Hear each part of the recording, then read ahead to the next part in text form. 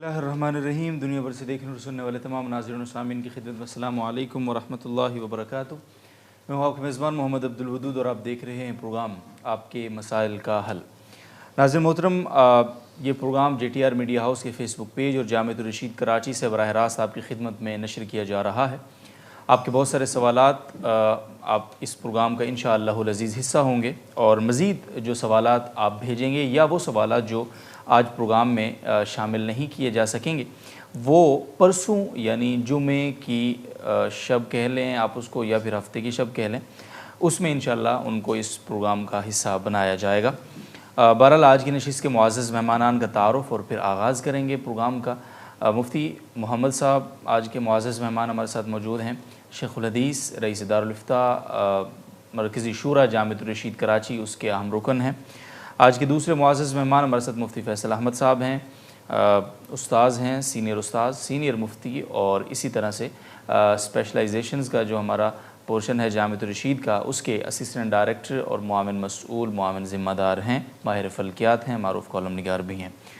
میں آغاز کروں گا سوالات کا، اور اس سے پہلے سوال پوچھنے کا طریقہ دہرا دیتا ہوں کہ آپ نے اگر سوال پوچھنا ہے تو آپ ضرور پوچھیے، شوق سے پوچھیے، لیکن طریقہ یہ ہوگا کہ آپ فیس بک پر جائیں گے، فیس بک کے سرچ انجن میں آپ نے جے ٹی آر میڈیا ہاؤس لکھ کر اس پیج کو سرچ کرنا ہے، لائک کرنا ہے، اور لائک کرنے کے بعد اگر آپ یہ سمجھتے ہیں یا آپ یہ چاہتے ہیں کہ آپ کو اس پروگرام کا یا یہاں کی جو بھی اپڈیٹس ہوتی ہیں دن بھر اس پیج کی، اس کی آپ کو بر وقت مل جایا کریں وہ اپڈیٹس، تو آپ فالو کے آپشن پہ جا کے سی فرسٹ پہ کلک ضرور کر لیجئے گا، اور اس کے بعد آپ اسی پیج پہ جائیں گے اور ہماری لائیو ٹرانسمیشن وہیں جاری ہوگی، اس کا حصہ بنے گا، اور اسی ٹرانسمیشن کے نیچے کامنٹ پہ اپنا سوال لکھیں گے اپنے نام کے ساتھ، اپنے علاقے کے نام کے ساتھ، اور جواب کا آپ نے obviously انتظار کرنا ہے، تو انشاءاللہ آپ کا سوال اس پروگرام کا حصہ ہم ضرور بنائیں گے۔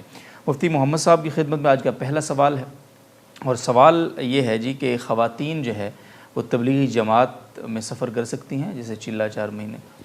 بسم اللہ الرحمن الرحیم، نحمدہ و نصلی علی رسولہ الکریم۔ ہمارے ہاں تبلیغی جماعت میں خواتین کے جانے کا معمول ہے۔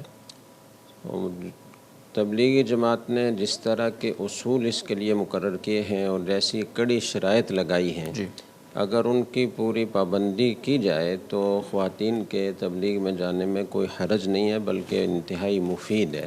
عام طور پر ہمارے ہاں خواتین کی تعلیم و تربیت کا کوئی باقاعدہ نظام نہیں ہوتا، اور مرد تو کسی نہ کسی مجلس میں شریک ہو جاتے ہیں اور علماء سے رابطہ کرتے ہیں، کوئی ان کو صحبت مل جاتی ہے، بہت کچھ سیکھ لیتے ہیں۔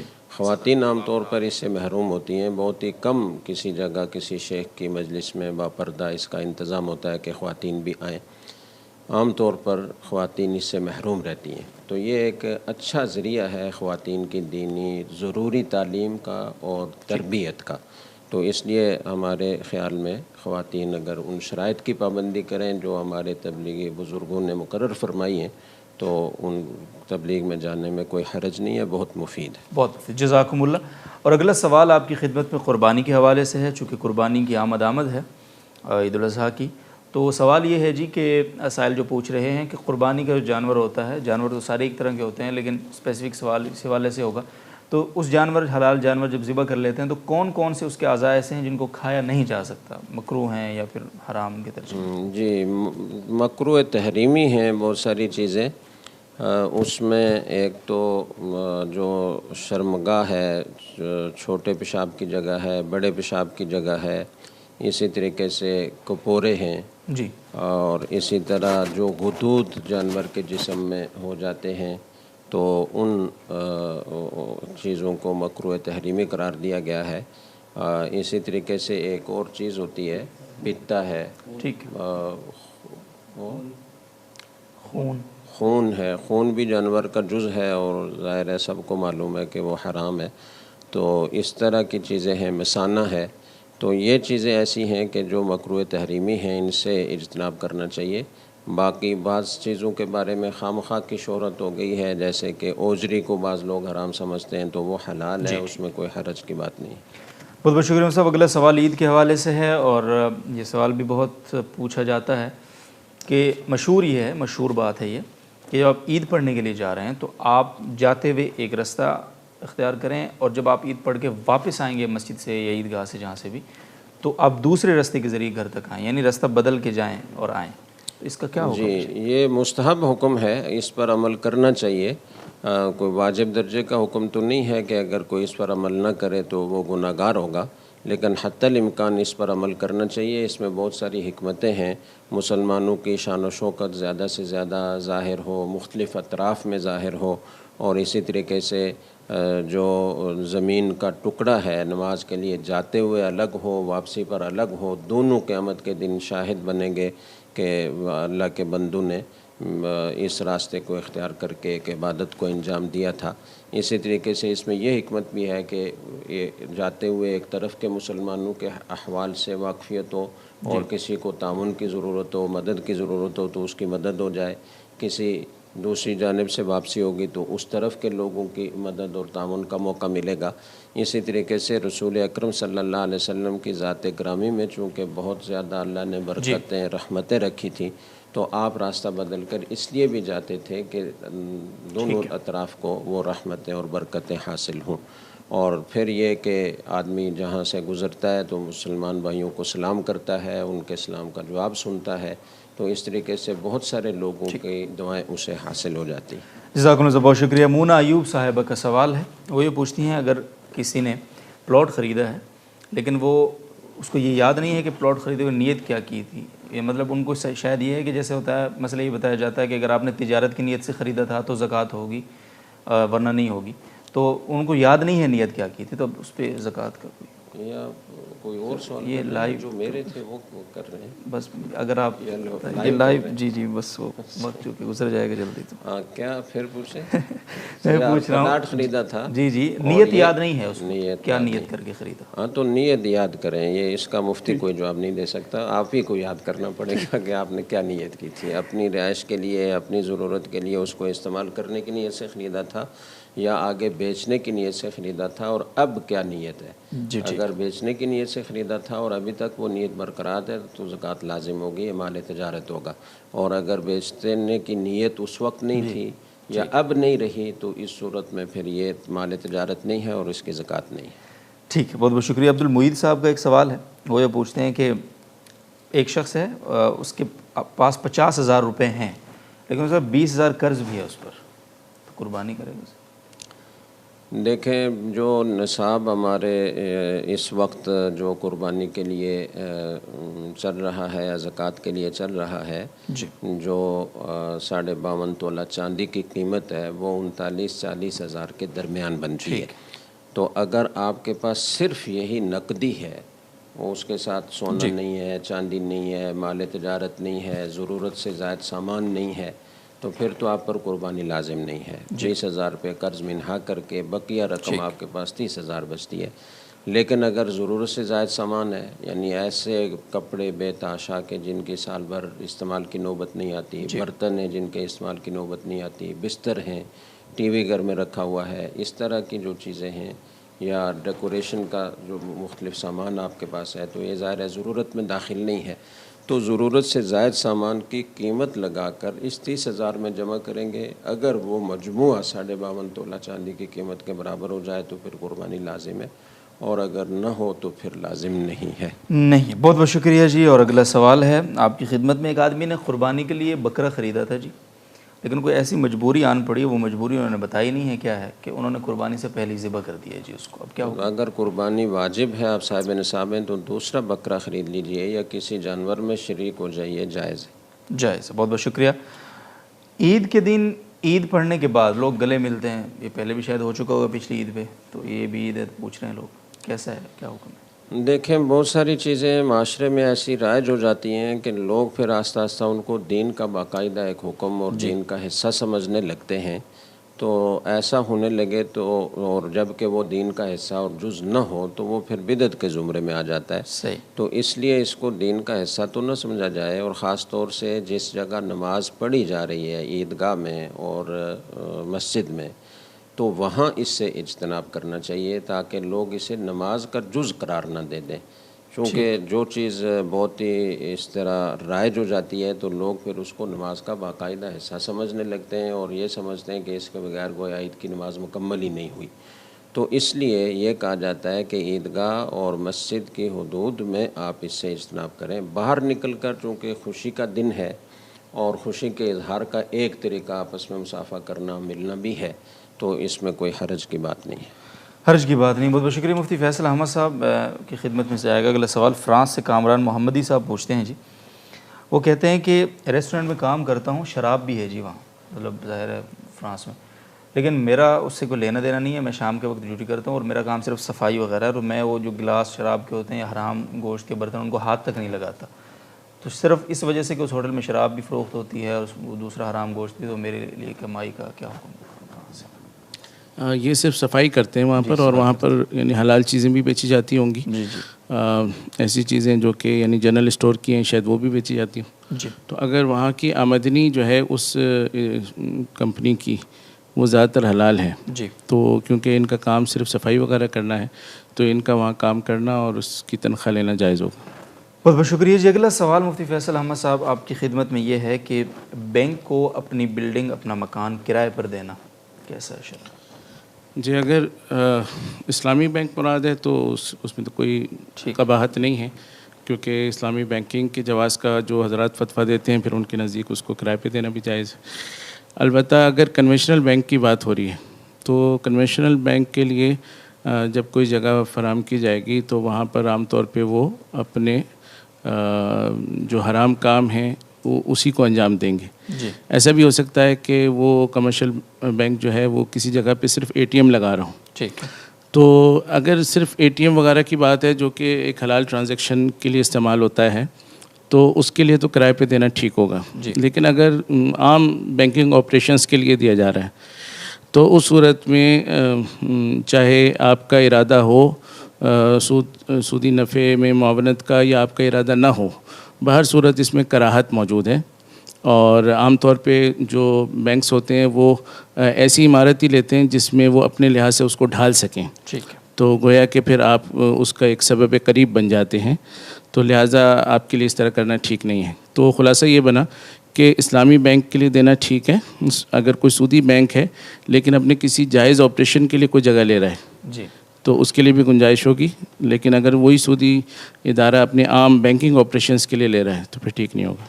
جی بہت بہت شکریہ. فاروق اسلام صاحب ڈھاکہ بنگلہ دیش سے پوچھتے ہیں نابالغ بچوں کو تحفے تحائف وغیرہ جو ملتے ہیں تو کس حد تک والدین کے لیے کوئی گنجائش ہے اس میں ان کو استعمال کرنے کی؟ اور دیکھیں جو ایسی چیزیں ہیں جو بچے ہی کے استعمال کی ہیں وہ تو بچے ہی کو ملتی ہیں تو وہ تو یعنی والدین کا استعمال کرنا بالکل بھی ٹھیک نہیں ہے. اسی طرح اگر کوئی بالکل صراحت کر کے دے یہ بچے ہی کے لیے ہیں کسی اور کے لیے نہیں ہے جی تو اس صورت میں بھی وہ بچے ہی کی ملکیت ہوگی اور وہ والدین کے لیے استعمال کرنا ٹھیک نہیں ہوگا. لیکن اگر ایسا ہے کہ جیسے ماں کی طرف سے کچھ لوگوں نے ماں کو پیسے پکڑا دیے تو اسی طرح باپ کی طرف کے کچھ لوگوں نے باپ کو پکڑا دیے تو اس میں عام طور پہ مقصد یہ ہوتا ہے کہ بچے پہ خرچ ہوں لیکن وہ دیے باپ کو جاتے ہیں. تو اس میں اگر وہ کچھ اپنا بھی خرچ کر لیں تو اس کی گنجائش ہوگی کیونکہ وہ ان کی ملکیت میں آ جائیں گے. جی ٹھیک ہے. بہت بہت شکریہ. کلیم احمد صدیقی صاحب زابی سے پوچھتے ہیں ٹریول ایجنٹ ہوں میں جی اور ٹریول ایجنسی کا کام ہے. بس اوقات ایسی خواتین بھی مجھ سے ٹکٹ وغیرہ لیتی ہیں باہر ممالک کے تو وہاں جا کر وہ برائیوں میں ملوث ہوتی ہیں. آئی ڈونٹ نو کہ وہ برائی کیا ہے تو کیا میں اس گناہ میں شریک ہوں گا ان کے ساتھ؟ دیکھیں پہلی بات تو یہ ہے کہ جو لوگ ناجائز کام بھی کرتے ہیں جی تو وہ کبھی جائز کام کا سفر بھی کرتے ہیں. تو ایسا نہیں ہے کہ ہمیشہ وہ خصوصی ناجائز کام کے اسفاری کرتے ہوں. تو اگر ان کو پتہ نہیں ہے اور صرف ان کا ایک پرسیپشن ہے کہ اس طرح ہو سکتا ہے وہ کچھ کرتے ہوں تو اس میں تو پھر ان کے لیے اس طرح کے ٹکٹس کرنے میں کوئی حرج کی بات نہیں. جی لیکن اگر ان کو واضح طور پہ پتہ ہو بلکہ انہوں نے آ کے بتایا ہو کہ آپ ہمارا فلاں ٹکٹ ضرور کرا دیں کیونکہ اگر وہ نہ ہوا تو ہمارا فلاں جو آگے کوئی کام ہے کوئی گانے بجانے کا سلسلہ ہے یا جو بھی ہے تو جب ان کو اس حد تک واضح پتہ ہو تو پھر ان کے لیے اس طرح سے کرنا ٹھیک نہیں ہوگا کیونکہ یہ معاونت ہو جائے گی. ان دونوں صورتوں سے ہٹ کر ایک تیسری بات یہ ہے کہ اگر کسی کی آمدنی حرام ہے جی تو اس کے لیے آپ کو ویسے ہی ٹکٹ نہیں کرنا چاہیے. اچھا کیونکہ اس سے آپ کا معاملہ کرنا ٹھیک نہیں. تو اگر یہ خواتین ایسی ہیں جن کی یعنی اپنی انکم جو ہے ارننگس جو ہے وہ حرام ہیں اور آپ کو یہ بات یقینی طور پہ پتہ ہے تو پھر تو آپ کو ویسے بھی یعنی چاہے ان کا کوئی گناہ کا ارادہ ہو یا گناہ کا ارادہ نہ ہو دونوں صورتوں میں آپ کے لیے کرنا ٹھیک نہیں ہوگا. بہت بہت شکریہ انصاری محترمہ صاحب انڈیا سے پوچھتی ہیں ہاتھ میں پلاسٹر ہے اور دوسرے ہاتھ سے وہ شاید یہ چونکہ وہ ہے نا سنت کے دونوں ہاتھوں سے 3 بار منہ دھونا، تو انہوں نے کہا جی ایک ہاتھ میں چونکہ پلاسٹر ہو تو استعمال نہیں کر سکتے، تو ایک ہاتھ سے 6 بار منہ دھونا چاہیے مجھے، اور جبکہ اعضاء کے خشک رہنے کا اندیشہ ہو ایسا کچھ؟ جی کیونکہ یہ معذوری کی کیفیت ہے تو 3 دفعہ میں ہی کوشش کرنا چاہیے کہ دھل جائے اچھی طرح، اور اگر ان کو پھر بھی شبہ ہو رہا ہو کہ نہیں کہیں سے خشک رہ گیا ہے تو جب تک انہیں اطمینان نہ ہو تو وہ دھو سکتی ہیں۔ 6 کی کوئی قید نہیں، 4 5 6 میں جتنے میں ہو جائے، لیکن 3 اگر ہو جائے تو اسی کی رعایت کرنی چاہیے۔ جی ٹھیک ہے، بہت بہت شکریہ۔ اور ایک سوال ہے جدہ سے، پوچھتے ہیں جی کہ جدہ میں مقیم ہوں تو کیا حج کے لیے مسجد عائشہ سے احرام باندھ سکتے؟ جی جدہ ہل میں ہے تو لہذا ایسے حضرات کو عمرہ اور حج دونوں کے لیے حدود حرم سے پہلے احرام باندھنا ہوتا ہے۔ صحیح۔ تو اگر یہ کسی کام سے مکہ چلے گئے ہیں تو پھر مسجد عائشہ سے ہی اگر حج کا احرام باندھنا چاہیں تو ان کے لیے بالکل گنجائش ہے، یہ باندھ سکتے ہیں۔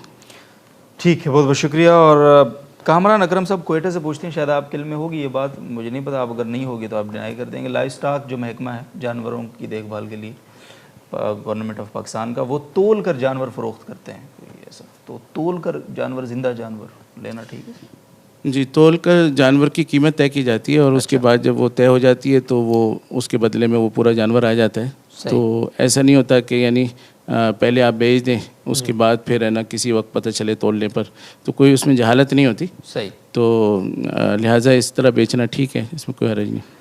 بہت بہت شکریہ۔ رانا گل صاحبہ امریکہ سے، ان کا یہ سوال ہے کہ ہم اگر کسی غریب رشتہ دار کی بچی کے رشتے کے لیے ان کی معاونت کرتے ہیں، ان کو رقم دیتے ہیں، اور وہ پھر شادی میں غیر شرعی رسومات کرتے ہیں آگے، تو وہ جو ہم نے تعاون کیا ہے ہمارے تعاون کی وجہ سے وہ کوئی ہم گناہ گار تو نہیں ہوں گے سر؟ جی آپ کے لیے بہتر صورت یہ ہے کہ جب آپ ان کے ساتھ کوئی تعاون کریں جی تو آپ ان کو بتا دیں کہ یہ چیزیں جو مایوں ہیں، مہندی ہے اور اس طرح کی، خاص طور پہ یعنی ویسے بھی جائز نہیں ہے، اور خاص طور پہ غریب کے لیے تو بالکل بھی جائز نہیں ہے، اس کے پاس پیسے ہی نہیں تو وہ قرضے لے کر اور زیادہ یعنی مشکلات کے ساتھ کرے گا۔ ٹھیک ہے، تو ان کو یہ بات آپ سمجھا دیں، اس کے بعد آپ اگر تعاون کریں گے اور وہ پھر بھی کچھ کریں گے تو پھر آپ کے ذمے نہیں۔ اچھا۔ اور ایک آسان صورت یہ بھی ہو سکتی ہے کہ آپ تعاون کرنے کے لیے پہلے ان سے پوچھ لیں کہ کس چیز کے تعاون کی ضرورت ہے نا، تو اگر کوئی سامان چاہیے تو آپ وہ سامان دے دیں۔ اچھا ٹھیک۔ اور اگر کسی تقریب کا خرچہ دینا ہے تو وہ آپ پہلے تقریب دیکھ لیں، اگر جائز ہے تو آپ اس کا خرچہ دے دیں۔ اس طرح سے آپ کوئی طے کر لیں گے تو پھر آپ ان کے غلط کاموں سے بچ جائیں گے۔ جی تو ویسے ہی آپ دے دیں گے، اور آپ کو پتہ ہی ہے کہ یہ ضرور کریں گے، کیونکہ غریب جو ہوتا ہے وہ اپنی عزت رکھنے کے لیے بعض دفعہ بہت سارے کام کر رہا ہوتا ہے۔ تو اگر آپ کو بہت زیادہ یقین ہو کہ یہ کریں گے تو پھر اس میں بہرحال کراہت آئے گی، آپ کو اس طرح نہیں دینا چاہیے۔ نہیں دینا چاہیے۔ بہت بہت شکریہ۔ اور اگلا سوال بھی آپ ہی کی خدمت میں جائے گا۔ کسی کو 60,000 روپے قرض دیا ہوا ہے جی، عید سے پہلے واپسی کی کوئی امید نہیں ہے، اور ویسے کوئی نقد رقم بھی فی الحال نہیں ہے گھر میں، تو قربانی واجب ہوگی؟ جی قربانی تو واجب ہوگی اس پر، اور اس کی صورت یہی ہے کہ یہ کہیں سے ادھار لے کر لے اچھا عارضی طور پہ۔ ٹھیک ہے۔ اور قربانی میں یہ بہت سے لوگ جو ہے نا وہ کمپیئر کر رہے ہوتے ہیں 25-30 ہزار کے بکرے سے 40 ہزار کے نصاب کو۔ جی جی۔ تو یہ کوئی ضروری نہیں ہے، آپ جو سستے سے سستا بھی جانور آپ کی ہمت میں ہے اور اس کی عمر اور شرائط پوری ہیں تو آپ وہ بھی کر سکتے ہیں۔ اور آج کل تو یعنی شہر میں، یعنی کراچی جیسے شہر میں بھی 4,000 والے حصے بھی بعض جگہ پہ دستیاب ہوتے ہیں، تو مطلب جو کرنا چاہتا ہے اس کے لیے کوئی نہ کوئی رخ موجود ہے، تو اس لحاظ سے یعنی ان کو کرنا چاہیے اور ادھار لے کر لیں، کوئی حرج نہیں۔ جی ٹھیک ہے، بہت بہت شکریہ۔ سید مفتی محمد صاحب کی خدمت میں سوال ہے، اور صحیح 4,000 والا حصہ آپ لینا پسند کریں گے؟ ٹھیک، جس کے گھر میں 3-4 قربانیاں ہوں تو اسے پھر ایسے ڈھونڈنا پڑتا ہے۔ ٹھیک ہے، بہت شکریہ جی۔ تو سر جی آپ کی خدمت میں سوال ہے، اور سوال یہ ہے کہ بس اوقات یہ ہوتا ہے وہاں چونکہ حج کے دوران مہنگائی ہے نا جی، وہ حلق کروانے آپ جاتے ہیں تو 50-50 ریال مانگتے ہیں وہ حجام حضرات، تو کرتے یہ ہیں کہ اگر میاں بیوی ساتھ ہیں تو وہ ایک دوسرے کا مطلب وہ قصر کر لیتے ہیں بیوی کا پہلے، پھر وہ اس طرح پھیر دیتی ہیں جو۔ مجھے ذاتی طور پر کسی نے وہاں سے، حاجی صاحب ہیں اور عالم بھی ہیں ہمارے، فاضل صاحب ہیں سواتی صاحب، انہوں نے مجھے فون کر کے کہا کہ یہ درست نہیں ہے جی، آپ بتائیں والدین کو کہ جب تک احرام ایک کا کھل نہ جائے حلق کروا کے وہ دوسرے کے ساتھ جو ہے نا مطلب والدہ کا قصر نہیں کر سکتا، ایسا کچھ؟ تو پلیز اس پہ تھوڑا سا روشنی۔ ایسی بات نہیں ہے، جب باقی سارے ارکان اور مناسک ادا ہو چکے ہوں اور اب حلق کا وقت آ جائے تو محرم ایک دوسرے کا حلق کر سکتے ہیں، میاں بیوی بھی ایک دوسرے کا حلق اور قصر کر سکتے ہیں، اس میں کوئی حرج کی بات نہیں۔ کوئی حرج کی بات نہیں جی، بہت بہت شکریہ۔ اور اگلا سوال بھی آپ کی خدمت میں ہے کہ حج کے موقع پر جو قربانی ہوتی ہے آخری دن، تو وہ واجب قربانی ہوتی ہے، واجب ادا ہو جائے گا؟ دیکھیں اگر کوئی آدمی تمتع کر رہا ہے، جیسے کہ ہمارے ہاں سے جانے والے اکثر لوگ تمتع ہی کرتے ہیں، تو یا کوئی آدمی آخر وقت میں گیا ہے تو وہ قران بھی کرتا ہے، تو تمتع ہو یا قران، ان دونوں کی اپنی حج کی قربانی واجب ہوتی ہے، اور جو صاحب نصاب ہونے کی وجہ سے قربانی لازم ہوتی ہے وہ الگ سے واجب ہوتی ہے۔ تو حج کی قربانی ادا کرنے سے یہ صاحب نصاب ہونے کی وجہ سے جو قربانی لازم ہوتی ہے یہ ادا نہیں ہوتی، یہ الگ سے ادا کرنا پڑے گی، چاہے وہ وہاں ادا کریں چاہے وہ اپنے وطن میں اپنے عزیز و اقارب کے ذریعے سے کروا لیں، وہ ادا کرنا ہوگی۔ اور اگر کوئی حج افراد کر رہا ہے، یعنی جس میں عمرہ ساتھ نہیں ہوتا، صرف حجی کا احرام باندھ کر محرم میقات سے جاتا ہے، تو اس میں حج کی قربانی واجب نہیں ہوتی، کوئی کرے تو اچھی بات ہے، مستحب ہے، لیکن لازم نہیں ہے۔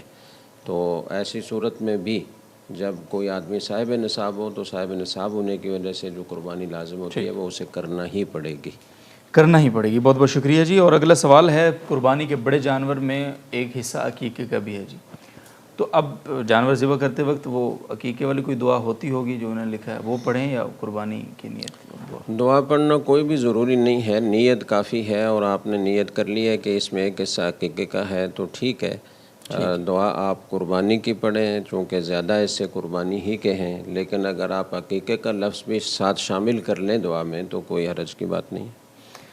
بہت بہت شکریہ۔ اگلا سوال ہے استاد جی کہ حجر اسود کا جو بوسہ لیتے ہیں لوگ، ایک تو اس کی کیا حیثیت ہے، اور دوسرا یہ کہ وہاں بوسہ مطلب جا کر پاس چومنا اس کو ضروری ہے کیونکہ وہاں تو جان جانے کی بھی خطرہ ہوتا ہے، یا دور سے ہی؟ تو اس پہ تھوڑی دیکھیں جو بوسہ لینا ہے یہ مسنون عمل ہے، طواف کے دوران جب آدمی طواف شروع کرتا ہے، بالکل شروع میں بھی، اور ہر چکر پر جب وہ حجر اسود پر پہنچتا ہے جی تو بوسہ لینا عام حالات میں مسنون ہے، لیکن جب حالت احرام میں ہو حاجی تو اس بات کو پیش نظر رکھنا چاہیے کہ حجر اسود پر عام طور پر بہت زیادہ خوشبو لگی ہوتی ہے، ٹھیک ہے، تو وہاں جب یہ ہاتھ لگائے گا، اپنا منہ لگائے گا تو کافی زیادہ خوشبو اس کو لگ جائے گی، جی جس کی وجہ سے دم لازم ہو جائے گا۔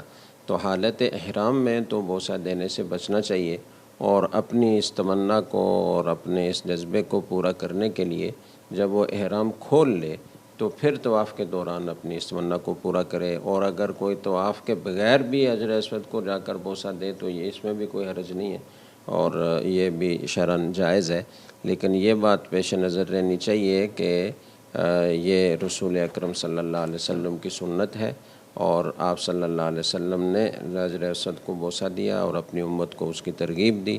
یہ چونکہ ایک جنت کا پتھر ہے، اللہ تعالیٰ نے اس میں برکت رکھی ہے، اور اس عمل کو مستحب اور مسنون قرار دیا گیا ہے، تو اس لیے اس کو یہ نہ سمجھا جائے کہ یہ ایک بیکار عمل ہے، ایک پتھر کو چومنے سے کیا فائدہ، نفع نقصان تو اس سے وابستہ نہیں ہے۔ حضرت عمر رضی اللہ تعالیٰ عنہ نے حجر اسود کو بوسہ لیتے ہوئے فرمایا تھا کہ میں جانتا ہوں کہ تو ایک پتھر ہے، لا تنفع ولا تضر، نہ تو نفع دے سکتا ہے نہ تو نقصان پہنچا سکتا ہے، میں نے اگر رسول اللہ صلی اللہ علیہ وسلم کو نہ دیکھا ہوتا کہ تجھے بوسہ دے رہے ہیں تو میں تجھے بوسہ نہ دیتا۔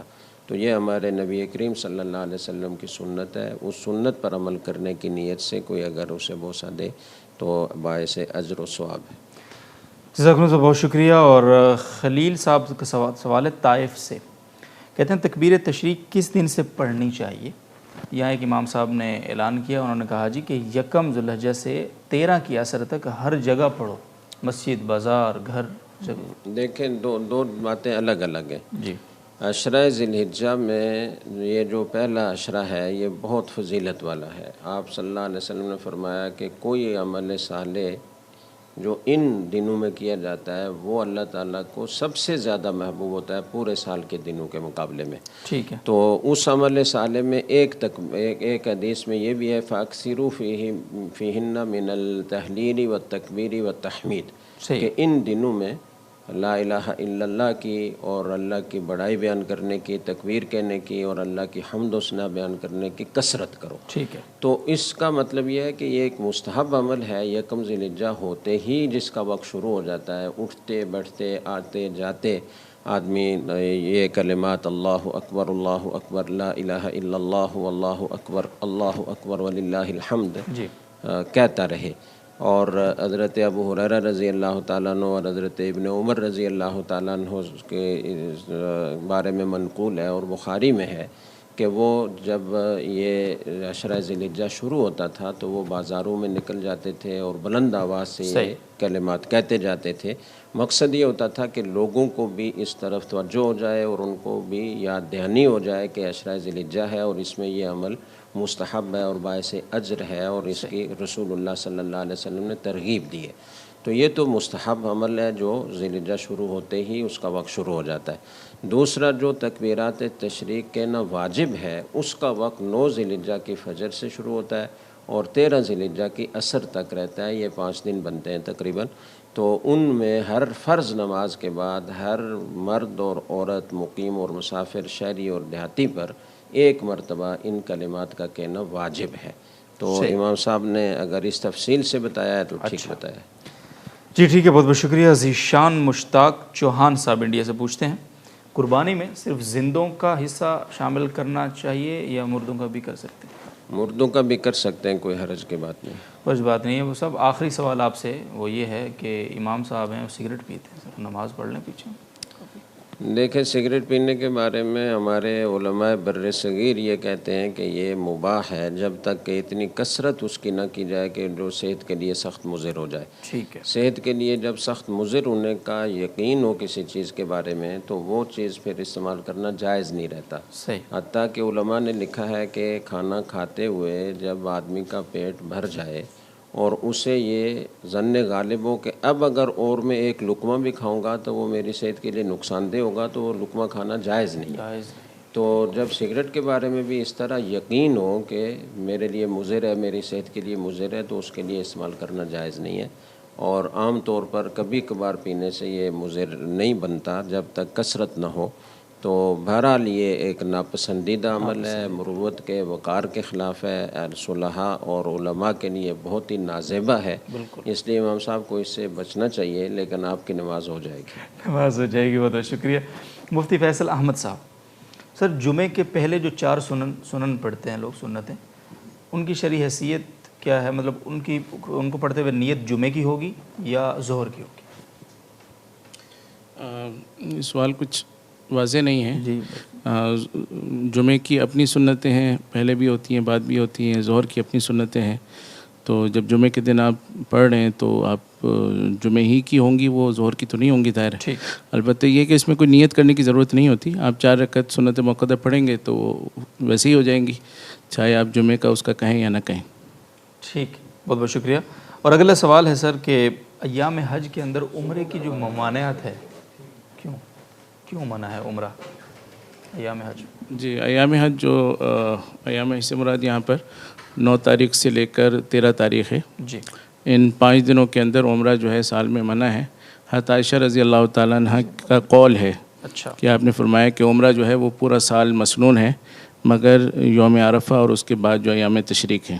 ٹھیک ہے، تو ویسے تو عمرہ جو ہے پورا سال مباح ہے، لیکن کیونکہ حضرت عائشہ رضی اللہ تعالیٰ عنہ کا یہ قول موجود ہے اور یہ قول جو ہے یہ قیاس سے نہیں آ سکتا ہے، ضرور انہوں نے رسول اللہ صلی اللہ علیہ وسلم سے سنا ہوگا، کیونکہ یہ جو چیزیں ہیں کہ کون سی چیز کتنی کی جائے گی، کتنے دن کی جائے گی، کون سے دن میں کی جائے گی، کون سی میں نہیں کی جائے گی، تو یہ کوئی قیاسی چیزیں نہیں ہیں کہ کسی کی بات سے اس کو نکالا جا سکے۔ اچھا، تو اس لیے اس قسم کی جو باتیں ہوتی ہیں اس میں جو صحابی کا قول ہوتا ہے وہ مرفوع حدیث کے حکم میں ہوتا ہے۔ ٹھیک، تو اس وجہ سے احناف جو ہیں وہ اسی کے قائل ہیں کہ ان 5 دنوں کے اندر جو ہے ٹھیک نہیں ہے۔ جی بہت بہت شکریہ۔ اگلا سوال ہے سر، وہ سوال یہ پوچھ رہے ہیں سائل کہ حج کے دنوں میں مختلف جو ٹریول ایجنسیز ہوتی ہیں ان کے تھرو لوگ جاتے ہیں، پرائیویٹ حج پہ بھی جاتے ہیں، جو سرکاری ہے اس میں بھی یہی ہوتا ہے کہ حکومت یعنی قربانی کے پیسے پیکیج میں شامل رکھتی ہے، اور اسی طرح پرائیویٹ کو۔ تو ایک صورت تو یہ ہے کہ آپ وہاں جائیں، منڈی لگی ہوئی ہوتی ہے، وہاں سے جانور خود خریدیں، اطمینان اسی صورت میں ہے کہ آپ اپنی آنکھوں کے سامنے اس کی قربانی وہاں کروائیں۔ اور یہ ایک صورت دوسری یہی ہے جو کہ آپ پیسے دے دیں اور پھر ان پر اعتماد کر لیں، تو کیا یہ اعتماد کیا جا سکتا ہے اور بہتر ہے یہ؟ جی وہاں ایسے خیر پاکستان کی طرح منڈی نہیں لگی ہوتی تو اس میں مشکلات ہوتی ہیں، بالکل، تو خود جا کے کروانا تو یہ بہت ہی یعنی جو تجربہ کار لوگ ہیں وہ جا کے کر سکتے ہیں۔ صحیح۔ اب دو شکلیں رہ گئیں، ایک وہ لوگ ہیں جو کہ جس کو بینک کہتے ہیں عام طور پہ کہ وہ سرکاری طور پہ طے ہوتے ہیں اور وہ آپ کو ایک وقت دے دیتے ہیں کہ ہم فلاں وقت میں قربانی کر دیں گے۔ اچھا، اس میں ایک خوبی ہے اور ایک خامی ہے۔ خوبی یہ ہے کہ کیونکہ یہ سرکاری سسٹم ہے، اس میں ہر چیز ریکارڈ میں ہے، تو یہ یقینی بات ہے کہ قربانی ہو جائے گی۔ صحیح۔ البتہ کیونکہ لاکھوں قربانیاں چل رہی ہیں 3 دنوں کے اندر، تو وقت کی پابندی کا یقین نہیں۔ صحیح۔ تو انہوں نے اگر آپ کو وقت دیا ہے 9:30 بجے کا، تو اب 9:30 بجے آپ کو یقینی نہیں ہے کہ قربانی ہو گئی، صحیح۔ لیکن بالآخر ہو جائے گی، تو کچھ گھنٹوں کے فاصلے سے ہو سکتی ہے۔ اچھا، اس کے مقابلے میں جو پرائیویٹ لوگ کرتے ہیں، اس میں ایک مدرسہ سہولتیہ ایک معتبر ادارہ ہے، مشہور ہے مکہ کا، جو ہمارے اکابر کا قائم کردہ ہے اور چل رہا ہے ابھی تک۔ تو وہاں پر تو ایک سسٹم ہوتا ہے، لیکن ظاہر ہے کہ وہ لاکھوں حاجیوں کے لیے وہ سسٹم نہیں بنا سکتے، چھوٹا ادارہ ہے۔ ٹھیک۔ اس کے علاوہ پھر پرائیویٹ بہت سارے لوگ یہ کام شروع کر دیتے ہیں دھندا دیکھ کر، اور وہ لوگوں سے وعدے بھی کر لیتے ہیں، ان کو تصویریں بھی بھیج دیتے ہیں کہ ایک ہی بکرے کی تصویر 10 جگہ بھی جا سکتی ہے۔ تو اس طرح کے، تو ان میں مسئلہ یہ ہے کہ کیونکہ دیانت آج کل کم ہے اور ان پر کوئی سرکاری کنٹرول بھی نہیں ہے، تو وہاں ہو سکتا ہے قربانی ہی نہ ہو۔ تو اگر مدرسہ سہولتیہ وغیرہ سے کوئی نظم ہے پھر تو ٹھیک ہے، وہ سب سے اچھا ہے، آپ کو جب وہ بتا دیں اس کے مطابق کر لیں۔ اچھا، آپ کا اگر حج گروپ جو ہے وہ بہت اچھے دیندار لوگ ہیں، دیانتدار لوگ ہیں، اور ان کا نمائندہ وہاں پر موجود ہے اور وہ ایک ایک قربانی کے ہونے کے ساتھ ساتھ آپ کو خبریں دے رہا ہے، میسج کر رہا ہے، آپ کو اعتماد ہے، یہ بھی ٹھیک ہے۔ لیکن اگر ایسی کوئی صورت نہیں ہے تو پھر بہتر صورت یہ کہ بینک سے کروائیں، اور بینک کے وقت پر اپنے بال نہ منڈوائیں۔ اچھا، یعنی بینک نے 9:30 بجے کا ہے، اب آپ نے رمی تو کر لی 10 تاریخ کو، رمی کرنے کے بعد آپ کو پہلے قربانی کرنی تھی، اس کے بعد آپ نے بال منڈوانے تھے۔ اب 9:30 بجے اگر آپ بال منڈواتے ہیں تو یہ تقریباً یقینی ہے کہ اس وقت نہیں ہوا ہوگا۔ اچھا، تو لہٰذا بہتر یہ ہے کہ آپ اگر کوئی اور صورت نہیں ہے تو پھر 4-5 گھنٹے انتظار کر لیں اور اس کے بعد جا کے حل کروا لیں۔ ٹھیک ہے جی، بہت بہت شکریہ۔ صاحب، مفسدات حج کا ٹاپک ہے تو لمبا میرا خیال ہے۔ نہیں، یہ بالکل لمبا نہیں ہے کیونکہ صرف ایک ہی مفسد ہے حج کا۔ ٹھیک ہے، بتائیے۔ تو حج کا مفسد یہ ہے کہ وقوف عرفہ سے پہلے اگر کسی نے اپنی اہلیہ سے ہم بستری کر لی اچھا، وقوف عرفہ سے پہلے، تو پھر حج فاسد ہو جاتا ہے۔ تو اس کے علاوہ کوئی اور صورت ایسی نہیں جس میں حج فاسد ہو جائے۔ ٹھیک۔ اچھا، ایک اور صورت یہ ہوتی ہے حج نہ ہونے کی کہ آپ کا وقوف عرفہ رہ جائے، تو وقوف عرفہ نہیں ہوگا تو پھر حج نہیں ہوگا، لیکن اس کو یہ نہیں کہتے کہ حج فاسد ہو گیا، وہ تو حج ادا نہیں ہو سکا۔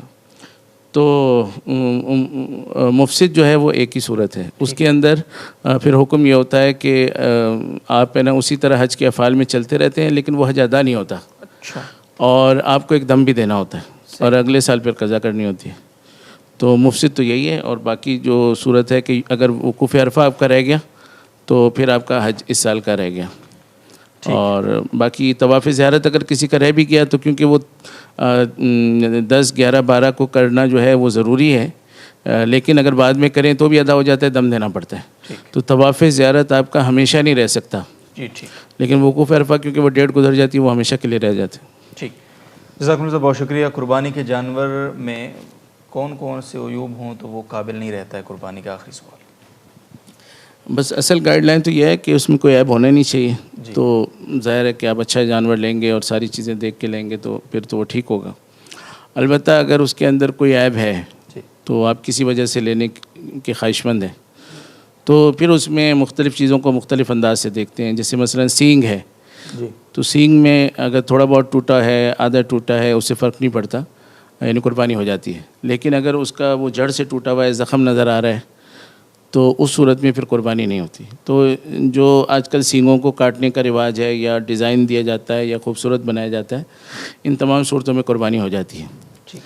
اچھا، آنکھوں میں آئیں تو اگر کسی کی اکثر بینائی چلی گئی ہے تو ایک آنکھ کی چلی گئی، دوسرے کی بھی اکثر چلی گئی، تو اس صورت میں پھر اس کی قربانی ٹھیک نہیں ہوتی۔ اسی طریقے سے جو دم ہوتی ہے وہ اگر اس کی یعنی پوری کٹی ہوئی ہے تو پھر نہیں ہوگی، آدھی سے کم کٹی ہوئی ہے تو بعض کے نزدیک ہو جاتی ہے، اور 1/3 سے کم کٹی ہوئی ہے تو سب کے نزدیک ہو جاتی ہے۔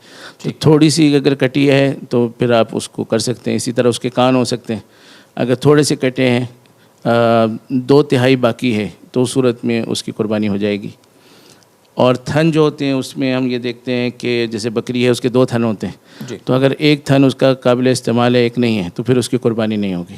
ٹھیک ہے۔ اور گائے میں کیونکہ 4 تھن ہوتے ہیں تو اگر 2 قابل استعمال نہیں ہیں تو پھر اس کی قربانی نہیں ہوگی۔ تو یہ، اور جو ٹانگیں ہیں اس میں اگر وہ خود سے چل کر قربان گاہ تک جا سکتا ہے، ٹھیک ہے، اگر ایک ٹانگ میں زخم ہے لیکن اس کو زمین پہ رکھ سکتا ہے اور لنگڑا کے چلتا ہے تو قربانی ہو جائے گی، لیکن اگر ایک پاؤں کو رکھ نہیں سکتا، 3 پر ہی اچھل کے چلتا ہے تو پھر قربانی نہیں ہوگی۔ ٹھیک ہے جی، بہت بہت شکریہ، جزاکم اللہ۔ اور آج کے پروگرام کا اختتام پذیر ہوتا ہے ناظرین محترم، اور انشاءاللہ آپ سے ملاقات ہوگی پرسوں شب، تب تک کے لیے اجازت دیجیے، اللہ حافظ۔